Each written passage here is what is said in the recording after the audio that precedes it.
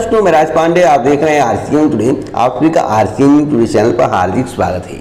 सबसे सही और सटीक जानकारी के लिए इस चैनल को सब्सक्राइब करना मत भूलें। बहुत ही महत्वपूर्ण जानकारी है। जैसा कि आपको मालूम होगा कि डीबी स्कीम अभियान चल रहा है। लेखपाल भर्ती में मेरिट कम जाए उसके लिए डीबी स्कीम अभियान चलाया जा रहा है। क्यों चलाया जा रहा है इसके बारे में भली भांति मुझे पता है। जो लोग कह रहे मेरिट कम करने के लिए चलाया जा रहा है उसके बारे में तो कुछ नहीं बोलूँगा। दो और मेथड अपना लिया जाए तो डीबी स्कीम अभियान से भी अच्छा प्रभाव लेखपाल भर्ती पर पड़ेगा और मेरिट बहुत कम जाएगी। क्या करना है, आयोग के द्वारा सेकंड लिस्ट जारी किया जाए तो ज़्यादा से ज़्यादा अभ्यर्थियों का चयन हो सकता है। मान लीजिए कोई दरोगा है, उसने डीबी स्कीम अभियान को ना मानते हुए या उसने डीबी करवा लिया, उसके बाद उसने नौकरी छोड़ दिया, तो second list plus waiting list अगर दो प्रावधान कर दिया जाए आयोग के द्वारा, शासन के द्वारा, तो गारंटेड कहता हूं कि मेरिट बहुत कम जाएगी, इसमें दो राय नहीं है। इसलिए मैं डीबी स्कीम अभियान पर ज़्यादा सपोर्ट ना करते हुए मैं केवल सेकंड लिस्ट और वेटिंग लिस्ट पर सपोर्ट कर रहा हूं। इससे आपका फायदा है। डीबी स्कीम अभियान क्यों कराया जा रहा है, अभ्यर्थी क्यों पीछे पड़े हुए हैं, इसका रीज़न क्या है। अगर रीजन्स बता दूं तो आपके होश उड़ जाएंगे। रीजन्स मैं तब बताऊंगा जब फाइनल मेरिट आ जाएगी, उस समय मैं आपको बता दूंगा। अगली अपडेट है नए शिक्षा सेवा आयोग के गठन को लेकर। नए शिक्षा सेवा आयोग के गठन के संबंध में आज के समाचार पत्र में बताया गया है। चयन बोर्ड में नए आयोग का मुख्यालय बनाने की तैयारी है।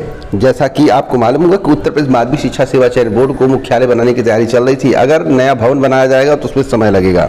तो मेरे द्वारा कई बार आपको इसके बारे में जानकारी दी गई है कि नए शिक्षा सेवा आयोग का जो भवन होगा वह पुराना शिक्षा सेवा चयन बोर्ड होगा, तो जल्द से जल्द इसका गठन हो सकता है। सूत्रों का कहना है कि नए आयोग के गठन में देरी से असिस्टेंट प्रोफेसर भर्ती, टीटी पीटी भर्ती 1 साल से अधिक समय में फंसी हुई है। नए आयोग के गठन से संबंधित विधेयक को राज्यपाल से मंजूरी मिलने के बाद शासन पर दबाव है कि नए आयोग का गठन शीघ्र किया जाए। तो मैं आपको बता दूं, अक्टूबर में बोला हूं, अक्टूबर में 90% कार्य नए शिक्षा सेवा आयोग के गठन का हो जाएगा। उसके बाद भर्तियों पर काम शुरू किया जाएगा, यूपी टेट पर काम शुरू किया जाएगा, कई बार बता चुका हूं। तो मुख्यालय जो है प्रयागराज में बनेगा या कंफर्म हो चुका है। अब मैं बात करूंगा बीएड के लिए चंद्रशेखर का महाअभियान। आपको बता दें, बीएड के संबंध में इस चैनल के माध्यम से लगातार जानकारी दी गई और जो सच्चाई था वही बताया गया कि बीएड प्राथमिक से बाहर हो जाएगा। तो प्राथमिक से बीएड बाहर हो चुका है। लेकिन इतना मैं आपको बताना चाहता हूं, बीएड अभ्यर्थियों के लिए बहुत अच्छी खबर नहीं है। पश्चिम बंगाल में टेट से बीएड को बाहर कर दिया गया, यानी कि प्राथमिक में बीएड अब शामिल नहीं होगा। इसकी संभावना प्रबल है। अगर शासन के द्वारा, केंद्र सरकार के द्वारा विधेयक लाया जाए, कोई ऐसा कानून बनाया जाए जिसके तहत बीएड वाले जो है प्राथमिक में शामिल हो जाएं, तो हो सकता है कि भविष्य में उन्हें चांस मिले। नहीं तो अभी तो चांस नहीं दिख रहा है। जिस तरह से सुप्रीम कोर्ट ने आदेश दिया है, सुप्रीम कोर्ट के आदेश का सभी लोग पालन कर रहे हैं, सभी राज्य पालन कर रहे हैं। बीएड के समर्थन में जो है चंद्रशेखर आ गए हैं और चंद्रशेखर के द्वारा बहुत जल्द महाअभियान चलाया जाएगा। अब इसका कितना प्रभाव शासन सत्ता पर पड़ेगा, इस बार जाने 2024 का चुनाव है तो प्रभाव पड़ भी सकता है और बीएड के लिए कुछ अच्छी खबर आ सकती है। लेकिन बीएड के लिए अगर चंद्रशेखर सामने आए हैं तो बीटीसी वालों का भी यूनियन बन रहा है। अभी तो कंफर्म नहीं हुआ है। जैसा कि कुछ लोग कह रहे हैं मायावती समर्थन में है, कुछ लोग कह रहे हैं कि अखिलेश समर्थन में। अभी ऐसा कुछ भी नहीं है। इंडिया गठबंधन के साथ ही चंद्रशेखर भी हैं। तो बीटीसी के पक्ष में कौन है? बीटीसी के पक्ष में हमेशा अखिलेश यादव रहे हैं, शिक्षा मित्रों के पक्ष में रहे हैं। इधर मायावती भी कभी कभी सपोर्ट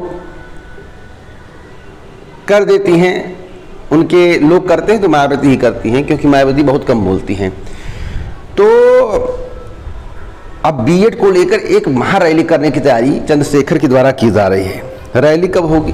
रैली के संबंध में आपको जानकारी बहुत जल्द मिलेगा। तो अध्यादेश पर बात चंद्रशेखर करवा सकते हैं, यानी कि इसका एक माहौल क्रिएट किया जा सकता है। तो कब तक क्रिएट होगा? अक्टूबर माह तक आप बीएड वालों के लिए देखेंगे कि बड़ी रैलियां, बड़ा प्रचार प्रसार इत्यादि होने लगा है। तो अक्टूबर माह तक का वेट करिए, कुछ नया होने वाला है। इधर बीटीसी वाले भी यूनियन बना रहे हैं, बीटीसी वालों का यूनियन हो गया तो देखिएगा बीएड वर्सेस बीटीसी फिर शुरू हो जाएगा। और यह राजनीतिक मुद्दा पकड़ चुका है, राजनीतिक माहौल इससे बन रहा है।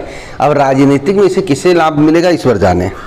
तो आप लोग थोड़ा वेट करिए, आगे कोई अपडेट मिलेगा तो ज़रूर दूंगा। एक और महत्वपूर्ण जानकारी मैं आपको देना चाहता हूँ बीएड काउंसलिंग को लेकर। बीएड काउंसलिंग ज़्यादा से ज़्यादा अभ्यर्थी छोड़ सकते हैं। आज से बीएड काउंसलिंग शुरू है, आपको मालूम होगा। बीएड काउंसलिंग ज़्यादा से ज़्यादा अभ्यर्थी छोड़ सकते हैं इसलिए क्योंकि पीआरटी से बीएड बाहर होने से अभ्यर्थी काफ़ी दुखी हैं। तो अब जो बीएड करना चाहते थे अब वह बीटीसी पर फोकस कर रहे हैं, डीएलएड पर फोकस कर रहे हैं, इसलिए अब बीएड का ग्राफ गिरेगा। और देखिएगा आपको इस बात की जानकारी जल्द मिल जाएगी कि कितने अभ्यर्थियों ने बीएड काउंसलिंग को छोड़ दिया है। एक और महत्वपूर्ण जानकारी देना चाहता हूं, यहां पर ये नोटिस देख रहे हैं पश्चिम बंगाल का है, टेट से बीएड को बाहर कर दिया गया है। इस नोटिस को आप देख लीजिए। एक बहुत बड़ी खुशखबरी है, सर्वोदय विद्यालय के संविदा शिक्षकों व कर्मचारियों का मानदेय हुआ दूना, शासनादेश जारी कर दिया गया है। समाज कल्याण विभाग को दिए गए हैं निर्देश। 379 संविदा प्रवक्ताओं को अभी तक 45,200 रुपये संविदा मानदेय मिलता था, लेकिन इसे बढ़ाकर जो है 67,592 रुपये किया गया है। एक खबर एसएससी की है, आज के समाचार पत्र में निकला हुआ है। एसएससी की एमटीएस 2023 की परीक्षा में 45.75% रही उपस्थिति। काफ़ी अभ्यर्थियों ने परीक्षा को छोड़ दिया है। यूपी और बिहार के 20 शहरों में बनाए गए थे 96 केंद्र। और आप ट्विटर की खबर देख सकते हैं, ट्विटर पर क्या छाया हुआ है। पहले नंबर पर ट्रेंड कर रहा है, बीटीसी वाले डीएलएड वाले ट्रेंड करवाए हैं, संविधान विरोधी चंद्रशेखर। यहाँ पर देखिए लिखा हुआ संविधान विरोधी चंद्रशेखर। उसके बाद पाकिस्तान, श्रीलंका इत्यादि लिखा, लेकिन यहाँ पर लिखा हुआ संविधान विरोधी चंद्रशेखर। तो भाई अगर किसी का कोई सपोर्ट करता है तो विरोधी नहीं हो जाता है, ये बात गलत है कोई विरोधी कहे। भाई बीटीसी का कोई पक्ष करे, बीटीसी का कोई सपोर्ट करे तो बीएड वाले कहेंगे विरोधी। तो ये मानसिकता विकसित हो जाती है, परंतु कोई विरोधी नहीं है। जिसको जो सही लग रहा है उसका सपोर्ट कर रहा है और हर कोई अपना फ़ायदा उठाने के लिए प्रयास करता है। भाई 5 किलो राशन मिल रहा है, गैस सिलेंडर फ्री दिया जा रहा है, तो इसका मतलब क्या है? फ्री बस सेवा, फ्री जल सेवा, फ्री बिजली। तो इसका मतलब है लोग अपने स्वार्थ के लिए आपका फ़ायदा करा रहे हैं, लेकिन कुछ क्षण के लिए फ़ायदा हो सकता है, हमेशा के लिए फ़ायदा हो इसकी कोई गारंटी नहीं है। चुनाव जैसे ही समाप्त होगा सब माहौल ठंडा पड़ जाएगा। तो आपको इस बारे में जानकारी होना आवश्यक है क्या हो रहा है, तो आप बातों को समझ रहे होंगे। वैसे ट्रेंड खूब किया कल संविधान विरोधी चंद्रशेखर, क्योंकि चंद्रशेखर ने बीएड के पक्ष में बोल दिया, अध्यादेश लाने की बात कह दी, इसलिए जो है इनका विरोध होने लगा। अभी बीटीसी वालों के पक्ष में कोई बोल दे तो बीएड वाले भी ट्रेंड कराना शुरू कर देंगे। यह स्थिति परिस्थिति वर्तमान समय में बन रही है। तो आप इसी प्रकार की ऑथेंटिक जानकारी प्रतिदिन चाहते हैं तो इस चैनल को सब्सक्राइब करें, बेल आइकन दबाएं, ऑल पर सेट करें। वीडियो को लाइक शेयर करना मत भूलें। वीडियो पसंद आया हो तो जरूर लाइक करें। जय जय वास्तु, नमस्कार।